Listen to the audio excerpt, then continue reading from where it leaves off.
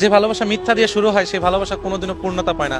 কারণ মিথ্যা দিয়ে যে ভালোবাসা শুরু হবে সেটাকে আপনি পূর্ণতা কিভাবে করবেন?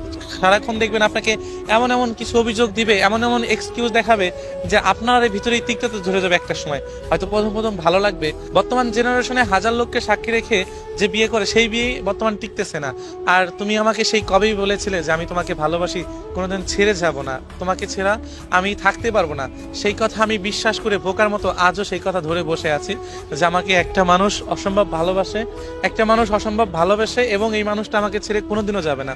সেই কথা বিশ্বাস করে আমি আজও তোমার পথে চেয়ে আছি। তাহলে আমি নিজে কিভাবে বিশ্বাস করি যেখানে হাজার লোককে সাক্ষী রেখে এত টাকা কাবিন দিয়ে সেই বিয়ে মানুষ টিকাতে পারে না, আর যেখানে তুমি আমাকে কবেই কানে কানে বলেছিলে যে কোনোদিন ছেড়ে যাব না। আসলে আমি সত্যি, আমি না, যারা সত্যিকারে ভালোবাসে না তারা আসলে বোকার শহরে বাস করে, বিশেষ করে এই ভালোবাসার দিক দিয়ে। দেখো কত সুন্দর করে মিথ্যা কথা বানাই সানাই বলার পরও হ্যাঁ একটা ছেলে তোমাকে নিঃস্বার্থভাবে ভালোবেসে বিশ্বাস করে জানাও মানুষটা আমাকে ঠকাবে না। কারণ আমরা অল্পতেই বিশ্বাস করে ফেলি, আর এটাই বিশ্বাস করি যে যাই হোক ও মনে হয় সত্যি আমাকে ঠকাবে না।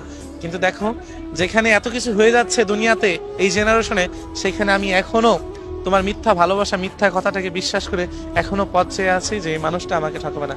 আপনি বিশ্বাস করবেন কিনা জানি না, আপনি একটু বাস একটু জাস্ট একটু আপনি সোশ্যাল মিডিয়ার দিক দেখলে না বুঝতেই পারবেন যে এত লোককে সাক্ষী রেখে বিয়ে করাগুলো টিকতেছে না। আপনি বর্তমান জেনারেশনের ভালোবাসা কিভাবে টিকবে বা কিভাবে হবে? আমি শুধু এটাকে বলতে চাই যে আমার সত্যিকারের ভালোবাসা নিয়ে তোমার দেওয়া মিথ্যা কথাগুলোকে নিয়ে আমি সত্যিকারের একটা ঘর বাঁধতে চেয়েছিলাম, কিন্তু আমি বুঝতে পারিনি তোমার ওই কথার ভিতরে কত মিথ্যা লুকিয়ে আছে। হাজারো মিথ্যা দিয়ে আমার স্বপ্নটাকে শেষ করে দিলে, কিন্তু আফসোস নেই, আমি তোমাকে কোনোদিনও ক্ষমা করি কিনা জানি না, কোনোদিনও ভুলতে পারবো না যে আমি শেষ প্রান্তে দাঁড়িয়েও বলবো যে একজন মায়াবতী ছিল, যে মায়াবতীটাকে আমি সবচেয়ে থেকে বেশি ভালোবাসতাম, আর সেই মানুষটা আমাকে নিঃস্বার্থভাবে ঠকিয়েছে।